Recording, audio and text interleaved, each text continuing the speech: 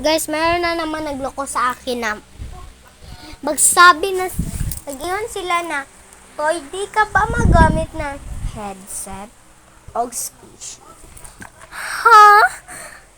Trace, opo, siyempre, pero, dati lang ako ginagamit yung headset kasi, nabungol na ba ko guys, kasi, kasi, basahin ko lang. Ako di ko katungod ko sa kasi kung bungod kay ko guys, pero sige ko kuan sa una guys kanang kuan AirPods, tapos sige ko kuan gunitong squishy moto na putal kong kamot moto ni balik siya unya ni balik kong airs moto. Thank you for watching. I love you guys. Pagsuportam sa akong mama.